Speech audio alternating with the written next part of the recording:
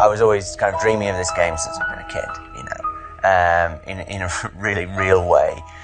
I didn't think, oh, I'll make that game. I just thought, wouldn't it be cool if there was a game where? And I think everyone has had that. I think I heard somebody saying it's like a pitch from a child, basically, which is like, you know, there'll be a universe and you can go everywhere and you can have a ship and you can shoot lasers and, you know, all that kind of thing. It's like the most childish idea for a game in the world. And it was really fueled by sci-fi as I had always experienced it, which was books that I'd grown up with, like actual science fiction. We always knew that we wanted to make No Man's Sky. At the time, that was called Project Skyscraper, because we wanted a big, ambitious name for it. We always knew the type of game we wanted to make, and we'd known it before we even started Hello Games, and we had talked about it at that point. And we knew that Jet Angel was going to be a stepping stone towards that. The Jet Angel series, which was like 4 games in the end, like 2 on console and 2 on mobile, they were like a complete labour of love, you know. Like, I love those games still. A lot of people did, and they were way more successful than we thought they would be or had any right to be, because we were so terrible at everything apart from making games.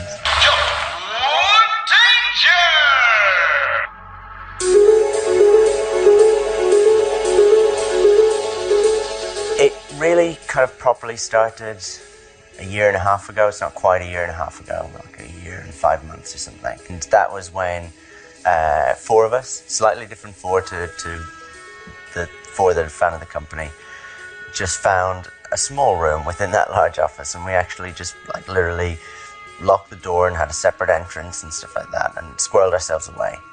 And we started working on a prototype for No Man's Sky. And we actually didn't show the rest of the team because we just wanted almost the pressure and the isolation, almost like it was a startup within this small studio that had to prove themselves. And so we worked for a year actually on that prototype, which then turned into something much bigger, which is what we first showed at the VGXs. World premiere.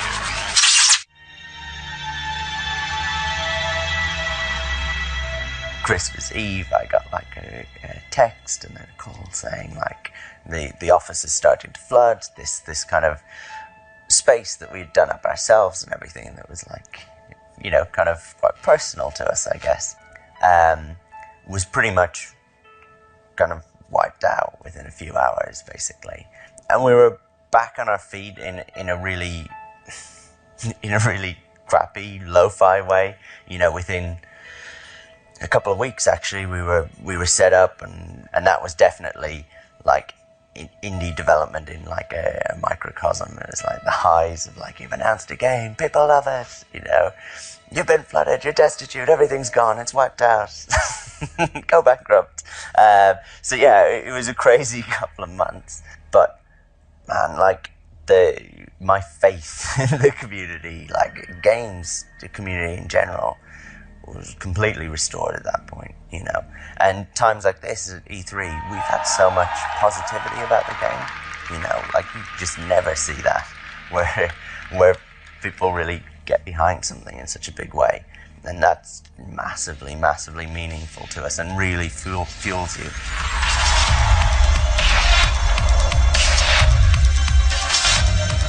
There is this thing that it's set in this infinite procedurally generated universe, but that's actually not why we're making the game. We're not making some sort of tech demo or something like that. We had the idea of making a game that felt true to the kind of sci-fi books that we'd grown up with, the kind of idea of that, the fantasy of that.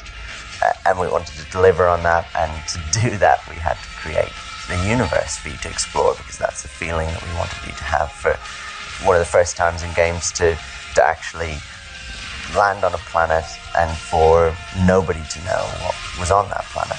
Not the creator of the game, not anyone else, because no one else has ever been there before. Give everyone a spaceship, start them all on a different planet. Give them a working, living, breathing universe that has planets with ecology, that has space stations and fleets of freighters and military and police and different races and all of them interacting, and let players loose and let them decide the game that they want to play, because that's what's interesting to me. I'm really interested by things that are less descriptive, actually, and less, hard-coded about what way you have to play it, and that don't start with a tutorial and just kind of land you in and let you off to make your own fun. Having said that, it isn't just like some sort of empty blank canvas. There is a lore to the universe, and there are decisions that we make based on that, and it has a personality.